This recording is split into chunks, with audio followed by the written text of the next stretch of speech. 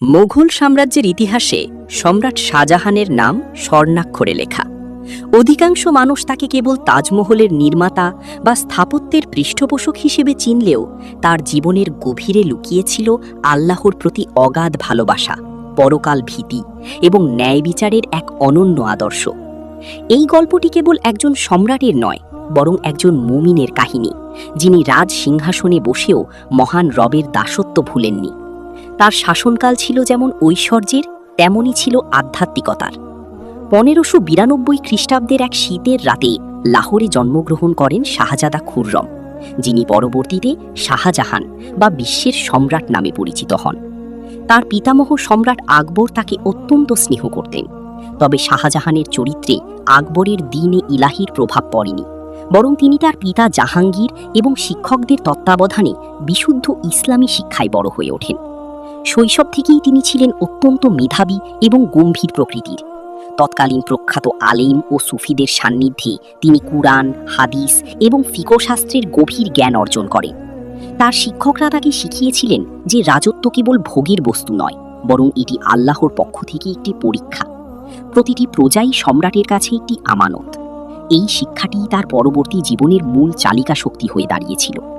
যখন তিনি 1628 সালে সিংহাসনে আরোহণ করেন, তখন তার প্রথম ঘোষণা ছিল, আমি আল্লাহর জমিনে তাঁরই আইন প্রতিষ্ঠার চেষ্টা করব এবং মজলুমের অশ্রু মোছার জন্য আমার দরবার সর্বদা উন্মুক্ত থাকবে। 1650 খ্রিস্টাব্দের কথা। দিল্লির বুকে তখন বিশ্বের অন্যতম শ্রেষ্ঠ স্থাপত্য মসজিদে জাহান্নুমা বা জামে মসজিদের নির্মাণ কাজ শুরু হতে যাচ্ছে। সম্রাট শাহজাহান চেয়েছিলেন এই মসজিদের ভিত্তিপ্রস্তর এমন একজনের হাতে স্থাপিত হোক, যার জীবন হবে পবিত্রময় এবং আল্লাহর কাছে অত্যন্ত প্রিয়। তিনি বিশ্বাস করতেন যে ইমারত আল্লাহর ইবাদতের জন্য তৈরি হচ্ছে, তার শুরুটাও হতে হবে অত্যন্ত পবিত্রভাবে। ভিত্তিপ্রস্তর স্থাপনের দিন এক বিশাল সমাবেশের আয়োজন করা হলো। যমুনার তীরে তখন লোকে লোকারণ্য। ভারতের শ্রেষ্ঠ আলেম, মুহাদ্দিস এবং আল্লাহর অলিরা সেখানে উপস্থিত। সম্রাট শাহজাহান মঞ্চে দাঁড়িয়ে গম্ভীর কণ্ঠে ঘোষণা করলেন, আজ এই পবিত্র মসজিদের প্রথম পাথরটি তিনিই স্থাপন করবেন, যিনি প্রাপ্তবয়স্ক হওয়ার পর থেকে আজ পর্যন্ত কখনো তাহাজ্জুদ নামাজ কাজা করেননি এবং সর্বদা সুন্নাতে নববীর পূর্ণ অনুসরণ করেছেন। সমাবেশে এক গভীর নীরবতা নেমে এলো। বড় বড় বুজুর্গ ও সাধকরা একে অপরের দিকে তাকাতে লাগলেন। কেউ সাহস করে সামনে এগিয়ে এলেন না, কারণ তাহাজ্জুদ একটি নফল ইবাদত এবং দীর্ঘ জীবনে একদিনও তা কাজা না হওয়া অত্যন্ত কঠিন একটি বিষয়। দীর্ঘক্ষণ অপেক্ষা করার পর যখন কেউ এগিয়ে এলো না, তখন সম্রাটের চোখ ভিজে উঠল। তিনি ধীর পায়ে সামনে এগিয়ে এলেন এবং আল্লাহর দরবারে শুকরিয়া আদায় করে বললেন, হে আল্লাহ, আমি আমার এই আমলটি মানুষের কাছে গোপন রাখতে চেয়েছিলাম।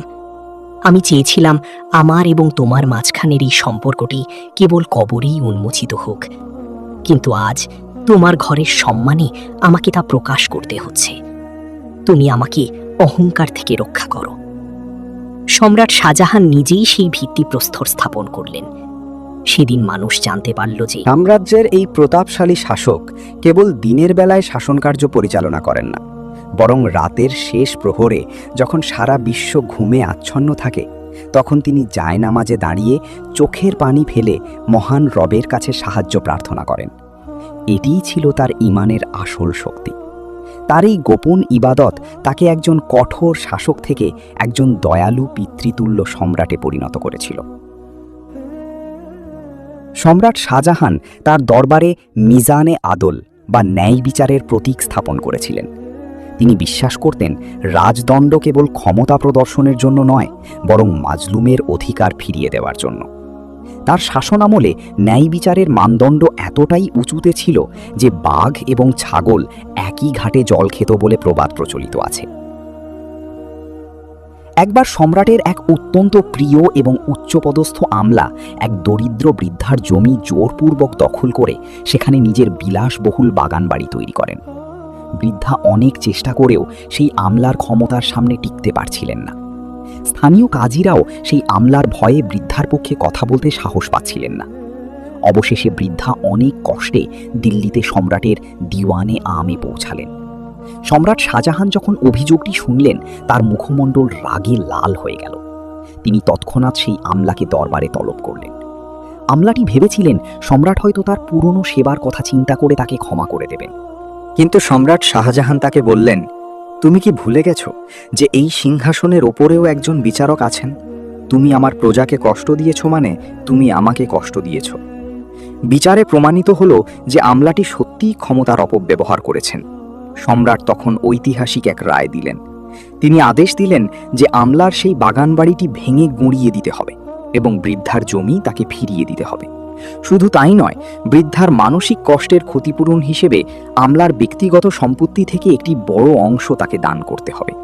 সম্রাট বৃদ্ধাকে নিজের মায়ের মতো সম্মান দিয়ে বললেন, মা, আমাকে ক্ষমা করবেন। আপনার এই কষ্টের খবর আমার কাছে পৌঁছাতে দেরি হয়েছে। আল্লাহর কসম, যদি আমি আজ বিচার না করতাম তবে কিয়ামতের দিন মহান আল্লাহ আমাকে জাহান্নামের আগুনে দগ্ধ করতেন। এই ঘটনাটি সারা সাম্রাজ্যে ছড়িয়ে পড়ে এবং দুর্নীতিবাজ কর্মকর্তারা সতর্ক হয়ে যায়। সম্রাট শাহজাহান কেবল একজন শাসক ছিলেন না, তিনি ছিলেন আলেমদের পরম বন্ধু। তার দরবারে প্রতিদিন বিকেলে দ্বীনি মজলিস বসত। সেখানে তিনি সমকালীন শ্রেষ্ঠ আলেমদের সাথে বসে কুরআন ও হাদিসের ব্যাখ্যা শুনতেন। তিনি আলেমদের এতটাই সম্মান করতেন যে অনেক সময় বড় কোনো আলেম দরবারে এলে তিনি নিজে সিংহাসন থেকে নেমেই তাদের অভ্যর্থনা জানাতেন। একবার এক বিখ্যাত সুফি সাধক সম্রাটের দরবারে এলেন। সম্রাট তাকে অনেক ধনরত্ন উপহার দিতে চাইলেন, কিন্তু সেই সাধক বললেন, হে সম্রাট, আপনার এই ধন সম্পদ আমার কোনো কাজে আসবে না। আপনি যদি আমাকে কিছু দিতেই চান তবে প্রতিশ্রুতি দিন যে আপনি আপনার প্রজাদের ওপর জুলুম করবেন না এবং সর্বদা আল্লাহর ভয় অন্তরে রাখবেন। শাহজাহান কেঁদে ফেললেন এবং বললেন, হুজুর, আপনি আমার চোখ খুলে দিয়েছেন। আমি ওয়াদা করছি আমার প্রতিটি নিঃশ্বাস প্রজাদের কল্যাণে এবং আল্লাহর সন্তুষ্টির জন্য ব্যয় হবে। তার এই দিনদারির কারণে তিনি সাম্রাজ্যের বিভিন্ন স্থানে অসংখ্য মাদ্রাসা এবং এতিমখানা নির্মাণ করেছিলেন। তিনি চেয়েছিলেন তার প্রজারা যেন কেবল অর্থনৈতিকভাবে সমৃদ্ধ না হয়, বরং আধ্যাত্মিকভাবেও উন্নত হয়। সম্রাট শাহজাহান বিশ্বাস করতেন যে আল্লাহর সৃষ্টির সেবা করাই হলো আল্লাহর সন্তুষ্টি অর্জনের অন্যতম পথ। তার শাসনামলে যখনই কোনো প্রাকৃতিক দুর্যোগ বা দুর্ভিক্ষ দেখা দিত, তিনি রাজকোষ উন্মুক্ত করে দিতেন। 1630-32 সালের দাক্ষিণাত্যের দুর্ভিক্ষের সময় তিনি যে মানবিকতা দেখিয়েছিলেন তা ইতিহাসে বিরল। তিনি লঙ্গরখানা খুলে দিয়েছিলেন, যেখানে প্রতিদিন হাজার হাজার মানুষকে বিনামূল্যে খাবার দেওয়া হতো। তিনি কেবল খাবার দিয়েই ক্ষান্ত হননি, বরং কৃষকদের কর মওকুফ করে দিয়েছিলেন এবং তাদের কৃষিকাজের জন্য সরকারি অনুদান দিয়েছিলেন। তিনি বলতেন, যদি আমার কোনো প্রজা ক্ষুধার্ত থাকে তবে সম্রাট হিসেবে আমার পেট ভরার কোনো অধিকার নেই। তার এই দানশীলতা কেবল মুসলমানদের জন্য সীমাবদ্ধ ছিল না, বরং হিন্দু মুসলিম নির্বিশেষে সকল প্রজা তার দয়ার ছায়া পেত। তিনি অসংখ্য সরাইখানা বা মুসাফিরখানা তৈরি করেছিলেন, যেন পথিকরা নিরাপদে বিশ্রাম নিতে পারে। এই কাজগুলোর পেছনে তার একমাত্র উদ্দেশ্য ছিল আল্লাহর কাছে জবাবদিহিতার ভয় এবং পরকালীন সওয়াব। শাহজাহানের পত্নী মমতাজ মহলের প্রতি ভালোবাসা ছিল কিংবদন্তি তুল্য। 1631 সালে মমতাজ মহলের ইন্তেকাল সম্রাটকে এক গভীর শোকের সাগরে নিমজ্জিত করে। তবে তার এই শোক কেবল পার্থিব ছিল না। তিনি তার নেককার স্ত্রীর জন্য এমন একটি সদকায়ে জারিয়া বা প্রবহমান দান করতে চেয়েছিলেন যা যুগ যুগ ধরে মানুষের উপকারে আসবে এবং আল্লাহর মহিমা প্রচার করবে। তাজমহলের নির্মাণ শৈলী যেমন বিস্ময়কর, এর গায়ে খোদাই করা ক্যালিগ্রাফিগুলো তার চেয়েও বেশি অর্থবহ। তাজমহলের প্রবেশদ্বারে এবং মূল সমাধির চারদিকে পবিত্র কুরআনের বিভিন্ন সূরা খোদাই করা হয়েছে। বিশেষ করে সূরা ইয়াসিন, সূরা আর রহমান এবং সূরা আল ফাজর সেখানে প্রাধান্য পেয়েছে। এই আয়াতগুলো মানুষকে মনে করিয়ে দেয় যে এই পৃথিবী নশ্বর এবং একদিন সবাইকে আল্লাহর সামনে দাঁড়াতে হবে। সম্রাট শাহজাহান যখন তাজমহল নির্মাণ শেষ করেন, তিনি বলেছিলেন, আমি চাই মানুষ যখন এই সাদা পাথরের দিকে তাকাবে তখন তারা যেন কেবল মমতাজকে নয়, বরং আল্লাহর সৃষ্টি শৈলীকে দেখে মুগ্ধ হয় এবং পরকালের সেই চিরস্থায়ী জান্নাতের কথা কল্পনা করে। তার কাছে তাজমহল ছিল একটি প্রার্থনার মতো, যা তিনি তার স্ত্রীর আত্মার শান্তির জন্য আল্লাহর দরবারে পেশ করেছিলেন। মানুষের জীবন সর্বদা একরকম থাকে না। সম্রাট শাহজাহানের জীবনের শেষ 8 বছর ছিল এক অবর্ণনীয় কঠিন পরীক্ষা। 1658 সালে তার পুত্রদের মধ্যে উত্তরাধিকার যুদ্ধ শুরু হয়। শেষ পর্যন্ত শাহজাদা আওরঙ্গজেব জয়ী হন এবং পিতাকে আগ্রা দুর্গের একটি অংশে বন্দী করে রাখেন। এক সময়ের প্রতাপশালী সম্রাট, যার ইশারায় লক্ষ লক্ষ সৈন্য পরিচালিত হতো, তিনি আজ নিজের দুর্গে একজন বন্দী। কিন্তু এই বন্দিত্ব তাকে ভেঙে ফেলেনি, বরং তাকে আল্লাহর আরও কাছে নিয়ে গেল। তিনি এই সময়টিকে খলওয়াত বা আল্লাহর সাথে একান্তে সময় কাটানোর সুযোগ হিসেবে গ্রহণ করলেন। বন্দী অবস্থায় তার রুটিন ছিল বিস্ময়কর। তিনি শেষ রাতে তাহাজ্জুদের জন্য উঠতেন এবং দীর্ঘক্ষণ সেজদায় পড়ে থাকতেন। দিনের বেলা তিনি কুরআন তিলাওয়াত করতেন এবং তসবিহ পাঠ করতেন। তার সেবায় নিয়োজিত রক্ষীরা বলতো, আমরা কোনো বন্দীকে দেখিনি, আমরা দেখেছি একজন জীবন্ত অলিকে। এই সময়ে তিনি তার পুত্র আওরঙ্গজেবকে বেশ কিছু চিঠি লিখেছিলেন।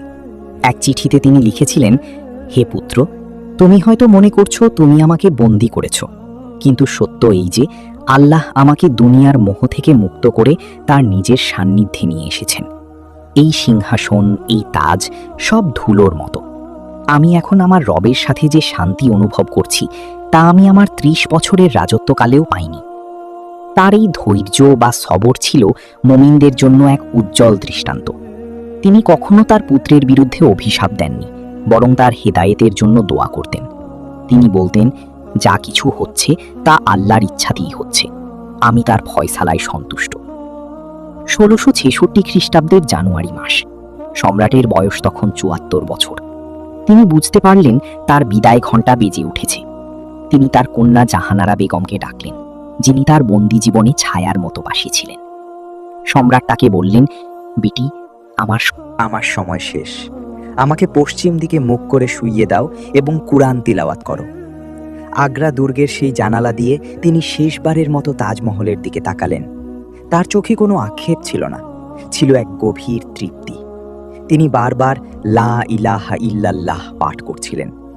উপস্থিত সবাই দেখল তার মুখমণ্ডল এক অলৌকিক নূরে উজ্জ্বল হয়ে উঠেছে। ঠিক সূর্যাস্তের সময় যখন আকাশ লাল আভায় ভরে উঠেছে, তখন মোগল সাম্রাজ্যের এই মহান সম্রাট তার শেষ নিঃশ্বাস ত্যাগ করলেন। তার জানাজা ছিল অত্যন্ত সাদামাটা। তিনি চেয়েছিলেন একজন সাধারণ মুসাফির হিসেবে তার রবের কাছে ফিরে যেতে। তাকে তার প্রিয়তমা স্ত্রী মমতাজ মহলের পাশেই সমাহিত করা হলো। তার মৃত্যুর পর মানুষ বুঝতে পারল তারা কি হারিয়েছে। দিল্লির রাস্তাঘাটে সাধারণ মানুষ কান্নায় ভেঙে পড়ল। তারা তাদের সেই সম্রাটকে হারিয়েছে যিনি তাদের জন্য কেবল অট্টালিকা বানাননি, বরং ইনসাফের এক নিরাপদ আশ্রয় তৈরি করেছিলেন। সম্রাট শাহজাহানের এই দীর্ঘ এবং বৈচিত্র্যময় জীবন আমাদের জন্য অনেকগুলো গুরুত্বপূর্ণ শিক্ষা বহন করে। 1. তাকওয়া বা পরকাল ভীতি। ক্ষমতার চূড়ায় থেকেও আল্লাহর প্রতি ভয় রাখা। শাহজাহান আমাদের শিখিয়েছেন যে পৃথিবীর সব ক্ষমতা আল্লাহর দান এবং এর জন্য প্রতিটি মানুষকে জবাবদিহি করতে হবে। আমাদের প্রত্যেকের উচিত নিজ নিজ অবস্থানে থেকে আল্লাহর ভয় অন্তরে রাখা। 2. গোপন ইবাদতের গুরুত্ব। মানুষের কাছে নিজের নেক আমল জাহির করার চেয়ে আল্লাহর জন্য নিভৃতে ইবাদত করা অনেক বেশি মর্যাদাকর। শাহজাহানের তাহাজ্জুদের আমল তাকে আধ্যাত্মিক শক্তি দিয়েছিল। আমরাও যেন আমাদের ইবাদতকে কেবল লোক দেখানো না করি। 3. ন্যায় বিচার ও ইনসাফ। ইসলামী জীবন ব্যবস্থায় ন্যায় বিচার একটি মৌলিক স্তম্ভ। শাহজাহান যেভাবে একজন সাধারণ বৃদ্ধার অধিকার নিশ্চিত করেছিলেন, তা আজও আমাদের বিচারকদের জন্য আদর্শ হওয়া উচিত। কারো প্রতি জুলুম করা মানে আল্লাহর ক্রোধকে আমন্ত্রণ জানানো। 4. বিপদে ধৈর্য বা সবর। জীবনের উত্থান পতন আল্লাহর পক্ষ থেকে পরীক্ষা। শাহজাহান তার জীবনের শেষ দিনগুলোতে যেভাবে ধৈর্য ধারণ করেছিলেন, তা আমাদের শেখায় যে কোনো অবস্থাতেই আল্লাহর উপর আস্থা হারানো যাবে না। সবরই হলো মিমিনের সবচেয়ে বড় হাতিয়ার। 5. নশ্বর পৃথিবীর মোহত্যাগ। রাজপ্রাসাদ থেকে বন্দিশালা, শাহজাহান উভয় স্থানেই ছিলেন সমান অবিচল। তিনি আমাদের শিখিয়েছেন যে দুনিয়ার ঐশ্বর্য ক্ষণস্থায়ী, আমাদের আসল লক্ষ্য হওয়া উচিত পরকালীন মুক্তি। 6. পারিবারিক মূল্যবোধ ও দোয়া। শাহজাহান তার সন্তানদের সুশিক্ষার ব্যাপারে অত্যন্ত সচেতন ছিলেন।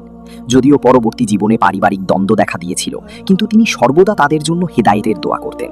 এটি আমাদের শেখায় যে সন্তানদের কেবল দুনিয়াবী শিক্ষা নয়, বরং দ্বীনি শিক্ষায় শিক্ষিত করাও পিতামাতার বড় দায়িত্ব। সম্রাট শাহজাহান আজ নেই, কিন্তু তার স্মৃতি আজও অম্লান। যমুনার শান্ত জল আজও তার ইনসাফের কাহিনী বহন করে চলেছে। তার নির্মিত তাজমহল বা জামে মসজিদ কেবল পাথরের স্তূপ নয়, বরং এগুলো তার গভীর ঈমান, রুচিবোধ এবং আল্লাহর প্রতি সমর্পণের সাক্ষী।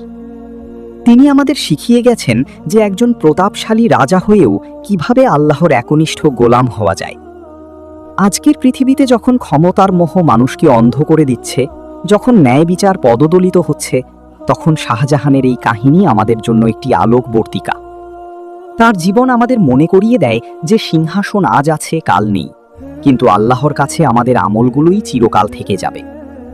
আল্লাহ তাআলা আমাদের সবাইকে সম্রাট শাহজাহানের জীবনের এই মহৎ গুণগুলো নিজেদের জীবনে বাস্তবায়ন করার তৌফিক দান করুন। তিনি যেন আমাদের শাসকদেরও ইনসাফ কায়েম করার এবং আল্লাহর পথে চলার প্রেরণা দেন।